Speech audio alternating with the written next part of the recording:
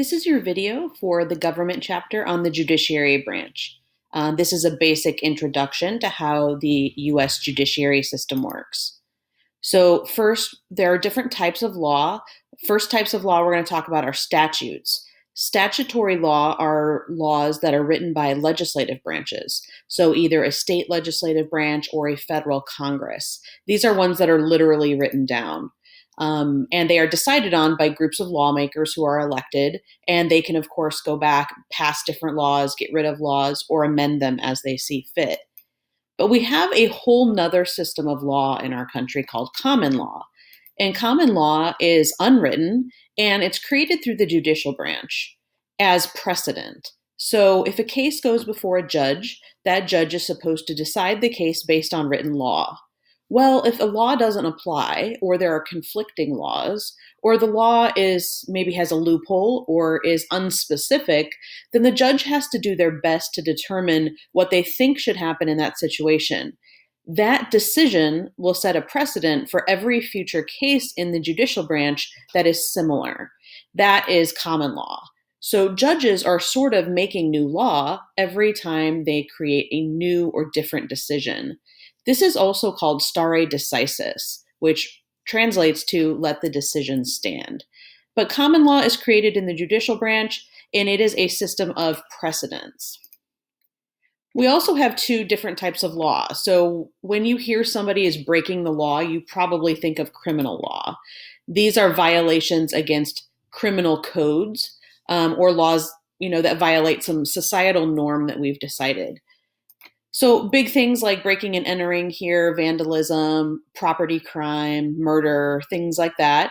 Crime, if you break a criminal law, you typically have to do some type of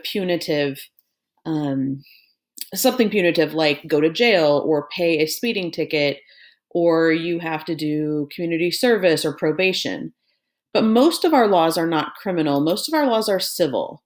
And civil laws are just when two people or two businesses or two parties disagree. And they decide to use the court system in order to work out their differences. So this could be here, I have an example of slander. You think somebody is trying to harm your reputation, breach of contract.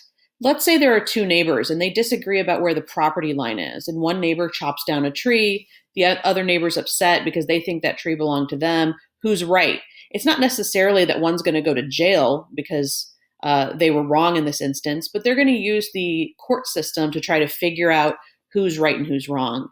In civil cases, one party can end up paying the other, or the court can decide that both of them share the blame for something.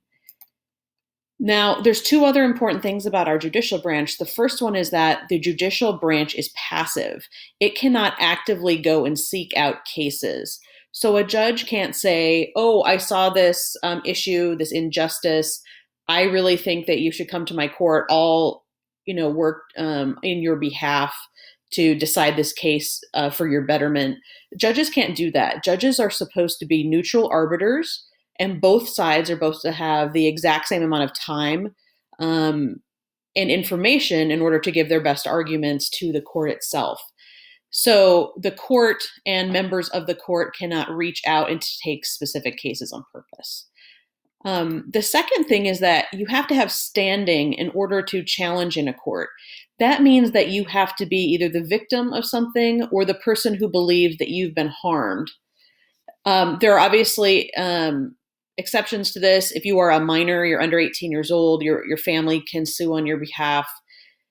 Of course, if somebody has died, then the family can sue, or the police officers, the government can sue and go to try to find, the person that killed somebody, as an example. But the one who sustained the injury is the one who's supposed to take the case to court. Now, because we have common law and this system of stare decisis, judges are not, they're supposed to be interpreting the laws that are written by legislative branches. But by interpreting them in a new way, they're thus creating laws, or at least new ways to look at laws. Now, there's a couple of interesting things about this. Number one, a lot of times the laws that are written by legislative branches are really vague. They have loopholes, they don't make sense, they contradict with other laws that are already on the books. And in those situations, what is a judge to do? Um, do your own, or do the judge's personal opinions come into play when they're deciding a case?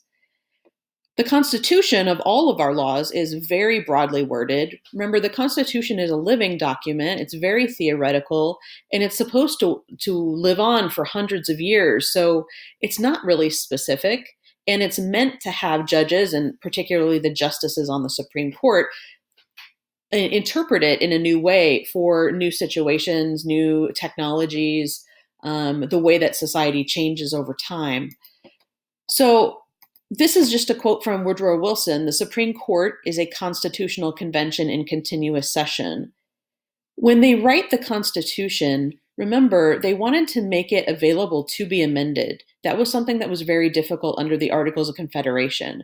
So they do add provisions for amendment, but the amendment process is also very difficult under the Constitution.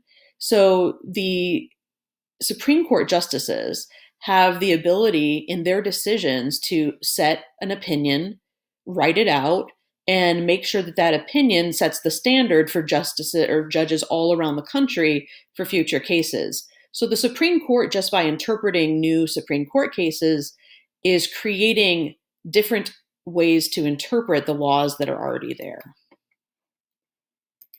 Now, most cases are going to be state cases. It would have to be something in the case itself that would make it go to a federal court instead of a state court.